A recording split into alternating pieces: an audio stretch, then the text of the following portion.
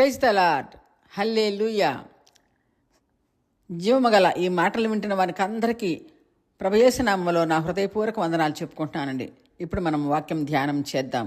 మనం ఇంతవరకు ఆదికాండం 23వ అధ్యాయం అంతటిలో అబ్రహాము భార్య అయిన శారా మరణమును గురించినదే కాకుండా శారా యొక్క ఔన్నత్యమును గురించి కూడా ధ్యానం చేశామండి. అలాగనే అబ్రహామును గురించి కూడా కొన్ని మాటలు విందాము. అబ్రహాము తన ప్రియమైన భార్య శారా మరణించినప్పుడు ఎంతగానో అంగలార్చాడు అని వాక్యంలో ఉంది. యూదా మత గ్రంథాలను బట్టి అబ్రహాము 20 సంవత్సరాలు లేక 21 సంవత్సరాలలో శారాకు 17 సంవత్సరాల వయసులో వారి పెండ్లి జరిగిందని చరిత్రకారులు చెప్తుంటారు. దీనిని బట్టి అబ్రహాము శారాల వైవాహిక బంధము 93 సంవత్సరాల కాలం కలిసి జీవించారు.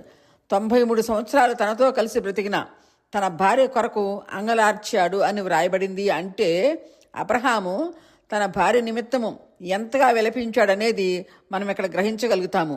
ఆ తరువాత అబ్రహాము శారా శవమ దగ్గర నుండి లేచి అప్పటికే అక్కడికి చేరుకున్న హేతు కుమారులను చూసి, అయ్యా, మీ మధ్యన నేను పరదేశిగాను పరవాసిగాను ఉన్నాను. మృతి పొందిన నా భార్య నా కన్నుల ఎదుట ఉండకుండా ఆమెను పాతిపెట్టుటకు మీ తావున నాకు ఒక శ్మశాన భూమిని స్వాస్థ్యముగా ఇవ్వండి అని అబ్రహాము హేతుకుమారులను అభ్యర్థించాడు. అప్పుడు వారు అయ్యా అని సంబోధిస్తూ, నీవు మా మధ్యన మహారాజువై ఉన్నావు. మా శ్మశాన భూములలో అతి శ్రేష్టమైన చోట నీ భార్యను పాతిపెట్టు అని హేతుకుమారులు చెప్పారు. ఇక్కడ హేతుకుమారులు నీవు మా మధ్యన మహారాజులాగా ఉన్నావు అని అబ్రహాం గారిని అంటే వారి మధ్యలో శారా కూడా మహారాణిగానే పరిగణించబడింది కనుక, అయ్యా, మాకున్న శ్మశాన భూములన్నింటిలో శ్రేష్టమైన భూమిలో సమాధి చేయి అన్నారు. నాకు అలాగా వద్దు, నాకు నిత్య స్వాస్థ్యముగా ఒక స్థలము ఇవ్వండి అని హేతుకుమారుల దగ్గర అబ్రహాము సాగిలపడి విన్నవించుకున్నాడు. అయితే ఈ హేతుకుమారులు అసలు ఎవరు అనేది కూడా మనం తెలుసుకుందామండి. ఎందుకంటే అబ్రహాము సాగిలి పడ్డాడంటే ఈ హేతుకుమారుల యొక్క ప్రాముఖ్యత ఎంతైనా ఉండవచ్చు. అందుకని వాళ్ళ గురించి కూడా మనం తెలుసుకుందాం. నోవాహుకు 3వ కుమారుడైన హాముకు 4 కుమారులు జన్మించారు. ఆ 4లో చివరివాడు కానాను. ఈ కానానుకు జన్మించిన కుమారులలో హేతు ఒకడు. ఈ హేతు సంతానముల వారిని హిత్తీయులుగా కూడా పిలుస్తారు. ఈ హిత్తీయులు చాలా దుర్మార్గులు, దేవునికి లోబడని వారు, దేవుని యందు బొత్తిగా భయభక్తులు లేని వారుగా ఉన్నారు. వారికి ఏ జన్మతో కూడా పొసగదు. పూర్వము ఇస్సాకు రిబ్కాల కుమారుడైన ఏశావు కూడా ఈ హిత్తీయుల కుమార్తెలను పెండ్లి చేసుకున్నందున వారు రిబ్కాను చాలా విసిగించారని వాక్యములో వ్రాయబడి ఉంది. అలాగే అలాంటి వారు ఈ హేతు సంతానముల వారు. అయితే వీరంతా అబ్రహాము కానానుకు వచ్చే నాటికే వారు అక్కడ కానాను దేశమునకు సామంత రాజులుగా పరిపాలించుచున్నారు. అయినా వారు శారా మరణించినప్పుడు అక్కడ వచ్చి ఉన్నారు కనుక అబ్రహాము వారికి సాగిలపడి స్వాస్థ్యముగా మీ మధ్యన ఒక శ్మశాన భూమి కావాలని అడిగాడు. అప్పుడు హేతుకుమారులు, అయ్యా, నీవు మా మధ్యలో మహారాజులాగా ఉన్నావని హేతుకుమారులే అన్నారంటే అబ్రహాము కానానులో వారి మధ్యన ఎలా జీవించాడనేది మనం ఆలోచన చేస్తే అబ్రహాము యొక్క భక్తి జీవితం, అందరినీ ప్రేమించే విధానము, అధిక ధన సంపన్నుడైన తనకు తాను తగ్గింపు జీవితం, ఆయన నడవడిక, ఆయన పరిశుద్ధత, ఇవన్నీ కూడా అబ్రహామునందు ఉన్న ఈ మంచి సుగుణాలు హేతుకుమారులను ఎంతగానో ఆకర్షించాయి కనుక, అయ్యా, నీవు మా మధ్యన మహారాజులాగా ఉన్నావు అని సంబోధించారు. ఆ ఉద్దేశంతోనే ఈ దేశం అంతటిలో నీ భార్యకి శ్మశాన భూమి ఇవ్వని వారు ఎవరున్నారు? నీకు ఇష్టమైన ప్రదేశంలో ఆమెను పాతిపెట్టమని చెప్పారు. అప్పుడు అబ్రహాము వారి ఎదుట మరలా సాగిలపడి, అయ్యా, మరణించిన నా భార్యను పాతి పెట్టుకుంటానికి మీకు ఇష్టమైతే సోహోరు కుమారుడైన ఎఫ్రోన్ పొలమును, ఆ పొలమునకు చివరనున్న మక్పేల గుహను నాకు ఇచ్చినట్లుగా నా పక్షమున మీరు ఎఫ్రోన్ను అడగండి అన్నప్పుడు అంతటా వారి మధ్యలోనే ఉన్న ఎఫ్రోను ఆ మాటలు విని, అయ్యా, నా మాట విను, ఆ పొలమును దానికి చివరన ఉన్న గుహను నీకు ఊరికినే ఇస్తున్నాను కనుక నీ భార్యను పాతిపెట్టుకోమని చెప్పాడు. ఆ మాటలు విన్న అబ్రహాము, అయ్యా, అవి నాకు ఊరకనే వద్దు, నిండు వెలకు నాకు అమ్మండి అని మనవి చేసుకున్నాడు.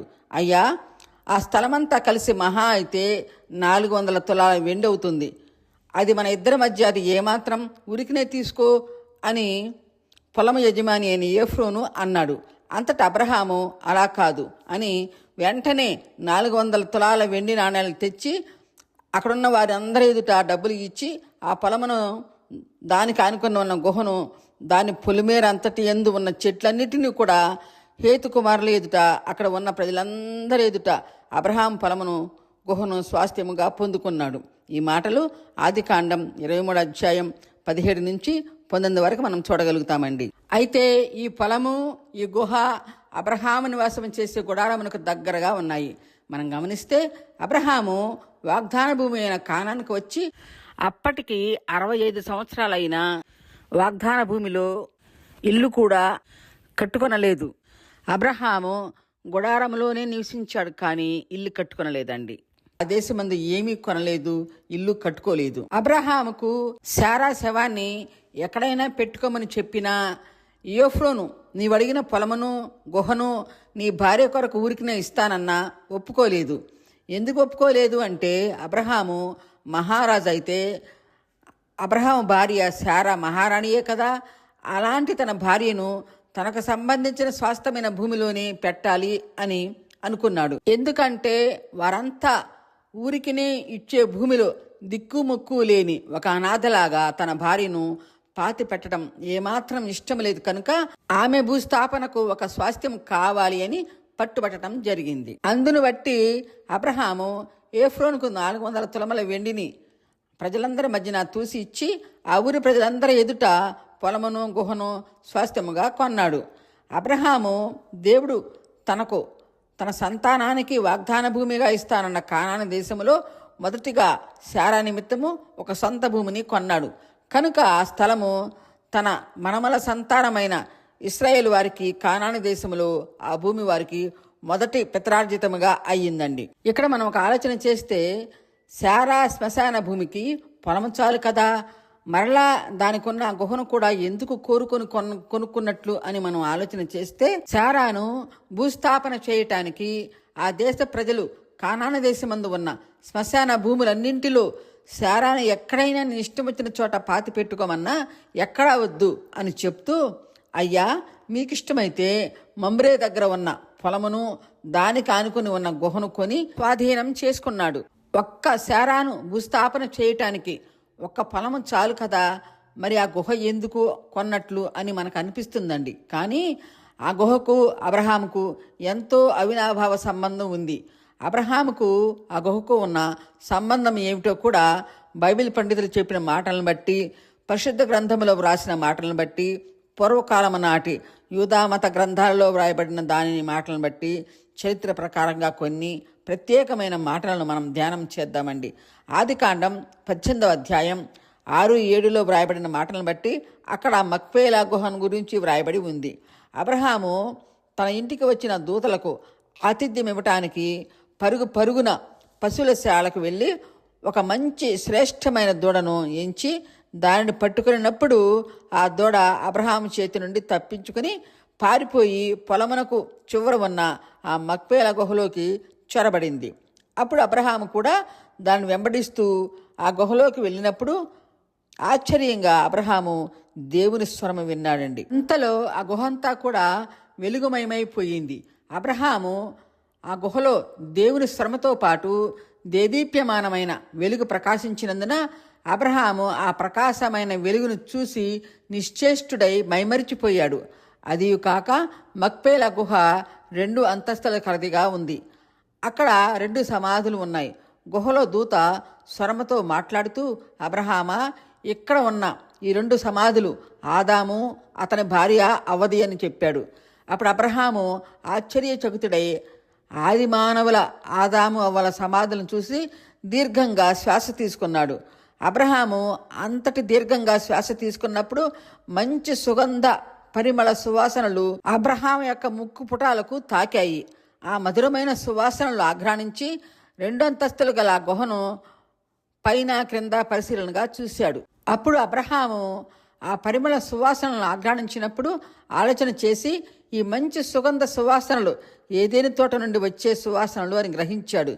ఎలాగంటే వెంటనే క్రింద అంతస్తుకు వెళ్ళి చూసినప్పుడు క్రింది అంతస్తు ముఖద్వారం దగ్గరలో ఏదేని తోట ఉండి ఉంటుంది అని ఆయన తెలుసుకున్నాడు.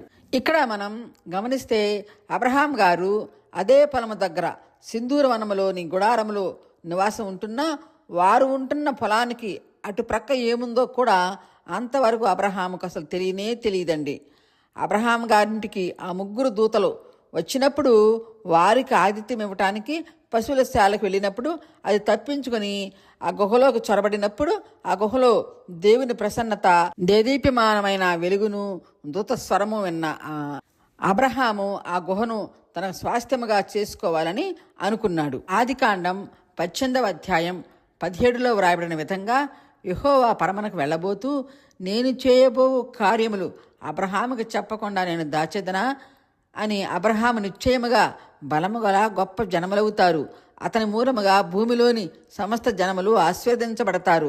ఎలయనగా అబ్రహాము తన పిల్లలను తన ఇంటి వారును అందరినీ నీతి న్యాయములు జరిగిస్తూ యెహోవా మార్గమును గైకొనుటకు అతడు వారికి ఆజ్ఞాపిస్తాడని నేను ఎరిగి ఉన్నాను అని ఆలోచించుకొని సొదొమును గురించి చెప్పి ప్రభు పరమునకు ఏతించాడు. అంటే ప్రభు ఇక్కడ ఏమంటున్నారంటే, అబ్రహాము బలముగల జన సమూహములు కలిగిన వాడుగా ఉంటాడు. అతని మూలముగా ఈ భూమిపై ఉన్న సమస్త జనములందరూ ఆశీర్వదించబడతారు. అబ్రహాము తన పిల్లలను తన ఇంటి వారందరినీ నీతి న్యాయములు జరిగించే వారిగా వారిని తీర్చిదిద్ది యెహోవా మార్గం తెలుసుకునేటట్లుగా అబ్రహాం వారికి అందరికీ ఆజ్ఞాపిస్తాడు అని నేను ఎరిగి ఉన్నాను కనుక నా ఆలోచనలు అబ్రహాముకు తెలియపరిచే పరమనకు వెళతాను అని దేవుడు నిశ్చయించుకున్నాడు. అలాగా సొదొమును గురించి కూడా చెప్పి పరమనకు వెళ్ళాడు. ఈ మాటలను బట్టి అబ్రహాము వారికి ఆతిథ్యం ఇచ్చినప్పుడు ఆ దూడ ద్వారా మక్పేలా గుహను రాబో కాలమందు వాగ్దాన భూమిలో వారికి శ్మశాన భూమిగా ఉండటానికి గాను ఆ గుహను ఆ దూడ ద్వారా దేవుడు అబ్రహాముకు బయలుపరిచాడు. తర్వాత సొదొము గురించి కూడా తెలియపరిచి ఆ తర్వాత పరమనకు ఏతించాడు. అబ్రహాము తన ఇంటికి దేవదూతలు వచ్చినప్పుడు ఆ దేవదూతలకు ఆతిథ్యం ఇవ్వకపోయినట్లయితే ఆ మక్పేలా గుహను ఎప్పటికీ చూసేవాడు కాదండి. ఆ పరమ ప్రభువు ఒక ప్రణాళిక ప్రకారం ఆ దూడ ద్వారా అబ్రహాముకు ఆ గుహను బయలుపరిచి ఆదాము అవ్వల సమాధుల దగ్గర శారాను పాతిపెట్టించాడు. దేవునికి శారా అంటే ఎనలేని ప్రేమ కనుక శారయిని శారాగా మార్చి, అంటే రాజకుమారిగా మార్చి అతి శ్రేష్టమైన ఆ భూమిని అబ్రహాముకు స్వాస్థ్యముగా ఇప్పించి ఆమెను పాతిపెట్టించాడు. అంతటి ప్రేమ దేవునికి శారా అంటే. ఎందుకంటే దేవుడు అబ్రహాముకు కుమారుడుగా ఎంచబడ్డాడు కనుక శారా కూడా తల్లిగా పరిగణించబడింది. కాబట్టి దేవునికి అబ్రహాము శారా అంటే ఎనలేని అభిమానం కలిగి ఉన్నాడండి. ఆనాడు అబ్రహాము ఇంటికి ఆ ముగ్గురు దేవదూతలు రాకపోయినట్లయితే అబ్రహాము అక్కడ నివసిస్తున్న ఆ గుహను మాత్రం ఎప్పటికీ చూసేవాడు కాదు. మక్పేలా అంటే 2 అంతస్తులు అని అర్థం అండి, 2 జీవితాలు అని అర్థం. అబ్రహాము ఎప్పుడైతే ఆ గుహను చూశాడో అది ఎప్పుడైనా తనకు స్వాస్థ్యంగా కొనాలనుకున్నాడు. ఎందుకంటే ఆదిమ మానవుల సమాధులు చేసిన ఆ గుహనే శ్మశాన భూమిగా తీసుకోవాలని తలంచాడు. ఇందులో కూడా దేవుని సంకల్పము, ఆయన చిత్తము దాగి ఉందండి. ఏమిటంటే దేవుడు అబ్రహాముకు కానాను దేశము వాగ్దాన భూమిగా ఇచ్చాడు కనుక మహిమగల ఆ మక్పేలా గుహను అబ్రహాము కుటుంబానికి శ్మశానానికి స్వాస్థ్యంగా దేవుని సంకల్పం ఉంది అని మనం తెలుసుకుంటామండి. అబ్రహాం గారు ఆ గుహ చూసినప్పటి నుండి ఆ రోజు నుండి అబ్రహాం ప్రతిరోజు ఆ గుహకు వెళ్ళి వస్తూ ఉండేవాడు. అబ్రహాము ఈ గుహను గురించి భార్యకు కూడా చెప్పి ఉండొచ్చండి. ఈ సంగతులను బట్టి అప్పుడు కానానుకు సామంతరాజులుగా ఉన్న హేతు కుమారులు ఏ స్థలం ఇస్తానన్నా నాకు ఏది వద్దు అని చెప్పి, మీకు ఇష్టమైతే ఆ పొలమును ఆ గుహను నాకు శ్మశాన భూమి కొరకు ఖరీదు కట్టి ఇవ్వండి అని మనవి చేసుకున్నాడు. ఈ మక్పేలా గుహ ఆనాటి ఏదైనా తోటకు ముఖద్వారముగా ఉండి ఉంటుంది అని మనం ఎలా తెలుసుకుంటాము అంటే, మొదటి మానవులైన ఆదాము అవ్వలు ఏదైనా తోటలోనే నివసించారు. ఆ తరువాత దేవుని చేత వెళ్ళగొట్టబడ్డారు. వారిని ఆ దేవదూతలే వచ్చి సమాధి చేసి ఉండవచ్చని చరిత్ర చెప్తుంది. ఎందుకంటే వారు స్వయంగా దేవుని చేత సృజింపబడిన వారు కనుక ఆ 2 అంతస్తుల గుహ మరణమునకు పునరుత్థానమునకు సాదృశ్యంగా ఉంది అని ఆనాడు అబ్రహాము శారాను పాతిపెట్టాడు.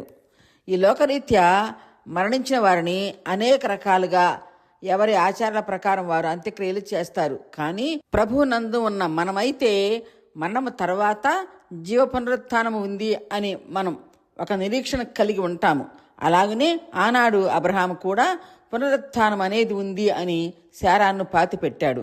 పాతి పెట్టడం అంటే గోధుమ గింజ కానీ మరి ఏ గింజ అయినా భూమిలో పాతి పెట్టినప్పుడు అంటే విత్తినప్పుడు ఆ గింజకు ఉన్న శరీరము అనే పైపొర మట్టిలో కలిసిపోతుంది. గింజలోని జీవము మట్టి నుండి మొలకెత్తి పైకి వస్తుంది. దీనిని పునరుజ్జీవము పునరుత్థానము అని అంటారు. ఆ విధంగా అబ్రహాము గారు పునరుత్థానములో నేను మరలా నా భార్య అయిన శారాను కలుసుకుంటాను అనే నిరీక్షణ కలిగి ఉన్నాడు కనుక ఆమెను తాను కొన్న స్వాస్థ్యములోనే పాతిపెట్టాడు. అదే గుహలోనే అబ్రహాము, ఇస్సాకు, రెబ్కా, యాకోబు, లేయా అనేవారు కూడా ఆ మక్పేలా గుహలోనే సమాధి చేయబడ్డారండి. వారి కుటుంబమునకు చెందిన రాహేలు మాత్రం కానానికి వస్తున్నప్పుడు ఆమె తన తండ్రి ఇంట నుండి వారి గృహదేవతల విగ్రహాలను దొంగిలించినందున హెబ్రోన్ చేరకుండానే ఎఫ్రతా మార్గంలోనే మరణించింది. ఆమెను యాకోబు అక్కడే సమాధి చేసి గుర్తుగా ఒక స్తంభము నాటించాడు. ఆ స్తంభము ఈనాటికి సజీవ సాక్ష్యంగా ఉందండి. అలాగా అబ్రహాము తన సంతతి కొరకు తనకు స్వాస్థ్యంగా ఒక శ్మశాన వాటిక కావాలని మక్పేలా గుహను కొని అందరినీ మేము చూసుకుంటాము అన్న ఒక నిరీక్షణ కలవాడై మేమంతా మరణానంతరము మహిమగల లోకములో కలుసుకుంటాము అన్న నిరీక్షణ కలిగి ఉన్నాడు అబ్రహాము గారు. అబ్రహాము వాగ్దాన భూమిలో 67 సంవత్సరాలు గృహమును నిర్మించుకోకుండా గుడారములలో ఎందుకు నివసించాడు అంటే దేవుడు కానాను దేశమును అబ్రహాముకు వాగ్దాన భూమిగా ఇచ్చిన ఈ లోకము శాశ్వతం కాదు, శాశ్వత లోకం ఒకటి ఉంది అని అబ్రహాము ముందుగానే గమనించాడు. పరలోకములోనే శాశ్వతం జీవం అని తెలుసుకున్నాడు కనుక ఆ అశాశ్వతమైన ఈ లోకంలో ఇల్లు కట్టుకోలేదు. దీనిని బట్టి హెబ్రీ పత్రిక 11వ అధ్యాయం 9 నుండి 11 వరకు మనం ధ్యానం చేస్తే విశ్వాసమును బట్టి అబ్రహాము అతనితో పాటు వాగ్దానముకు వారసులైన ఇస్సాకు, యాకోబులు కూడా అబ్రహాము మాదిరిగానే గుడారములలోనే నివసించారు.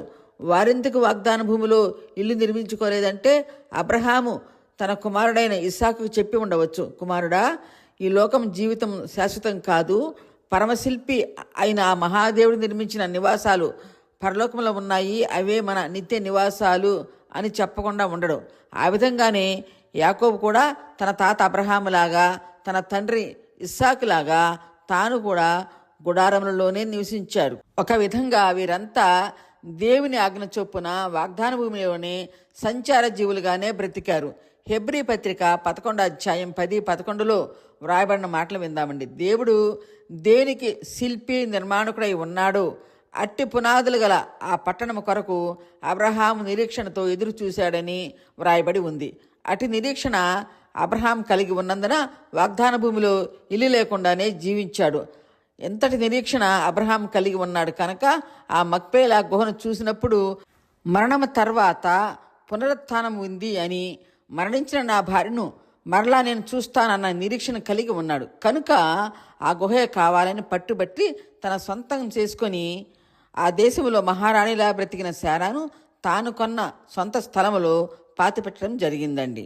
అబ్రహాం గారు వారి కుటుంబమునకు శ్మశాన భూమిగా కొన్న ఆ మక్పేలా గుహలో ఒక్క రాహేల్ తప్ప అందరూ సమాధి చేయబడ్డారండి. హెబ్రోనుకు వచ్చే దారిలో ఎఫ్రతా మార్గంలో చనిపోయింది కనుక యాకోబు అక్కడే పాతిపెట్టి సమాధి చేసి ఒక స్తంభాన్ని కట్టాడు. ఆ రాహేల్ సమాధి క్రీస్తుకు పూర్వము 2000 సంవత్సరాల కిందట ఈ రాహేలు ఎఫ్రతాలో సమాధి చేయబడింది. ఇప్పటికీ ఈ రాహేల్ సమాధి ఎఫ్రతాలో సజీవ సాక్ష్యంగా మనం చూడగలుగుతామండి. మక్పేలా గుహలో ఉన్న సమాధులన్నీ ఇప్పటికీ మనం చూడగలుగుతామండి. వాగ్దాన భూమికి వారసులైన ఇశ్రాయేల్ ప్రజలకు అబ్రహాము కిరియతర్బా అనే హెబ్రోనులో కొన్న ఈ పొలము, ఈ మక్పేలా గుహ మాత్రం వారి పితరుల స్వాస్థ్యముగా ఉందండి. అయితే కాలం గడిచిన కొలది తిరుగుబాటుదారులు ఇది మాది, మా భూమి అని అబ్రహాం కొన్న భూమిని ఆక్రమించుకొని వారు 2 అంతస్తులు గల ఆ గుహపై, మక్పేలా గుహపై ఒక మసీదుని కట్టారు. దాని పేరు అల్ ఇబ్రహీం మాస్క్ అని పేరు పెట్టారు. ఆ విధంగానే దావీదు గారు కూడా ఆయన రాజుగా ఉన్న కాలంలో దేవుని ఆజ్ఞ చొప్పున దేవుని మందిరం కట్టడానికి గాను ఓర్నాను పొలమును క్రీస్తుకు పూర్వం 1000 సంవత్సరాల కాలంలో డబ్బులు ఇచ్చి దావీదుకు అన్నాడు. ఇది కూడా ఇశ్రాయేలు వారికి తమ పితృడైన అబ్రహాముది దావీదు కొన్న ఓర్నాను స్థలము ఇశ్రాయేలు వారి పిత్రార్జితము. అయితే మక్పేల గుహ మాదిరిగానే దావీదు స్వాస్థ్యముగా కొన్న ఓర్నాను స్థలము కూడా ఈనాటికి కూడా మాది అంటే మాది అని, మోరియా పర్వతంపై దేవుని దేవాలయం ఉన్న స్థలంలో ఒక మసీదు, మక్పేలా గుహ పైన ఒక మసీదు కట్టి వారు ఎప్పటికీ తిరుగుబాటు చేస్తూనే ఉన్నారు. అలాగా మక్పేలా గుహను బట్టి దావీదు మహారాజు కొన్న ఓర్నాను స్థలమును బట్టి ఈ 2 స్థలాలు కూడా ఎంతగానో వివాదాస్పదంగా ఆనాటి నుంచి ఈనాటికి మారాయండి. వాస్తవంగా అవి అబ్రహాం గారు దావీదు గారు కొన్న స్థలాలు. ఆ స్థలాల మీద వాళ్ళు తిరుగుబాటు చేసి మావి అని ఒక వివాదం పెట్టుకున్నారు. ఆనాటి నుంచి వివాదంగానే జరుగుతూ ఉన్నాయి. మనం ఇంతవరకు విన్న మాటలను బట్టి శారా భూస్థాపితము గురించి, అబ్రహాము ఇల్లు కట్టుకోకుండా వాగ్దాన భూమిలో 62 సంవత్సరాల ప్రవాసిగా గుడారంలోనే ఎందుకు జీవించాడు, శారాను పాతిపెట్టడానికి ఏ స్థలము వద్దని, మక్పేలా గుహన ఎందుకు కొనవలసి వచ్చింది అన్న సంగతులన్నీ ధ్యానం చేశామండి. ఇంతవరకు మనం సంభాషించుకున్న ఈ మాటలన్నీ పూర్వము యూదా మత గ్రంథాలలో వ్రాయబడిన మాటలను బట్టి మనం తెలుసుకున్నాము. ఈ మక్పేలా గుహను మనం చూడాలంటే వేర్ ఈజ్ మక్పేలా కేవ్ అని మనం గూగుల్లో సెర్చ్ చేస్తే మనం ఆ డాక్యుమెంటరీ అంతా కూడా చక్కగా చూడొచ్చు. మనం చెప్పుకున్న ఈ సంభాషణలన్నీ కూడా క్రీస్తు పూర్వం 3500 సంవత్సరాల కిందట జరిగిన సంగతులను మనం జ్ఞాపకం చేసుకున్నాము. అయితే యూదా ప్రజలందరికీ ఇప్పటికీ కూడా మోరియా పర్వతంపై కట్టబడి ఉన్న ఆలయం తర్వాత తమ పితరులు ఆది మానవులు సమాధి చేయబడిన ఆ మక్పేలా గుహ అంటే ఎంతో భక్తి ప్రేమ కలిగి ఉన్నారండి. యూదావారు ఆ గుహ ద్వారం ముంగిట నిల్చుని కొంతసేపు గుహ నుండి వచ్చే సువాసనలను ఆగ్రానించి ఆత్మానందంతో మైమరిచిపోతూ ఉంటారు. అలాగే అక్కడికి వెళ్ళిన యాత్రికులు కూడా ఆ సువాసనలను ఆగ్రానించి వస్తారు. ఆ గుహలోని ఆది మానవులైన ఆదాము అవ్వల సమాధులతో పాటు శారా, అబ్రహాము, ఇస్సాకు, రెబ్కా, యాకోబు, లేయా, ఐగుప్తు నుండి తీసుకుని వచ్చిన యోసేపు ఎముకలు హెబ్రోన్లోని ఆ మక్పేలా గుహలోనే ఉన్నాయి. ఇవన్నీ మనం కూడా చూడవచ్చండి. మక్పేలా కేవ్ టూర్ అని గూగుల్లో సెర్చ్ చేస్తే డాక్యుమెంటరీ అంతా మన ఇంట్లోనే ఉండి టీవీల ద్వారా చూడగలుగుతాము. ఇంతవరకు మనం వినిన ఈ జీవముగల మాటలను విన్నవారిని ఆ మహాదేవుడు అబ్రహాం గారిని ఆశీర్వదించినట్లుగా వారిని వారి కుటుంబాలను కూడా దీవించి ఆశీర్వాదాలతో నింపాలని యేసునామములో ఆ పరమ తండ్రిని వేడుకుంటున్నానండి. హల్లెలూయా, ఆమేన్. దేవుని స్నేహితుడైన అబ్రహామును యెహోవా తండ్రి కల్దీల దేశము నుండి కానానుకు నడిపించేటప్పుడు అబ్రహాముకు ఎక్కడికి వెళ్ళాలో ఎలా ప్రయాణించాలో కూడా తెలియకని నమ్మకంతో ప్రయాణించాడు. అలాగనే దేవుడు కూడా అబ్రహాము యొక్క నమ్మకము విశ్వాసాన్ని బట్టి వారికి ఒక కాపరిగా ఉండి వాగ్దాన భూమికి నడిపించిన ఆ దేవాది దేవుడిని కీర్తిస్తూ ఘనపరుచుకుందాము. నీవేన మంచి కాపరివి, నీవేన మంచి కాపరివి, నీవేన మంచి కాపరివి, నీవేన మంచి కాపరివి, ఓ ప్రభువా, ఓ ప్రభువా. దారి తప్పిన నన్నును నీవు వెదకి వచ్చి రక్షించితివి, దారి తప్పిన నన్నును నీవు వెదకి వచ్చి రక్షించితివి, నిత్య జీవమునిచ్చిన దేవా, నిత్య జీవమునిచ్చిన దేవా, నీవేన మంచి కాపరివి, నీవేన మంచి కాపరివి, ఓ ప్రభువా. నీవు ప్రేమించిన గొర్రెలన్నింటినీ ఎల్లప్పుడూ చేయి విడువక, నీవు ప్రేమించిన గొర్రెలన్నింటినీ ఎల్లప్పుడూ చేయి విడువక అంతము వరకు కాపాడు దేవా, అంతము వరకు కాపాడు దేవా. నీవేన మంచి కాపరివి, నీవేన మంచి కాపరివి ఓ ప్రభువా. ప్రధాన కాపరిగా నీవు నాకై ప్రత్యక్షమగువా గడియలో, ప్రధాన కాపరిగా నీవు నాకై ప్రత్యక్షమగువా గడియలో. నన్ను నీవు మరువని దేవా, నన్ను నీవు మరువని దేవా. నీవేన మంచి కాపరివి, నీవేన మంచి కాపరివి, నీవేన మంచి కాపరివి, నీవేన మంచి కాపరివి ఓ ప్రభువా, ఓ ప్రభువా.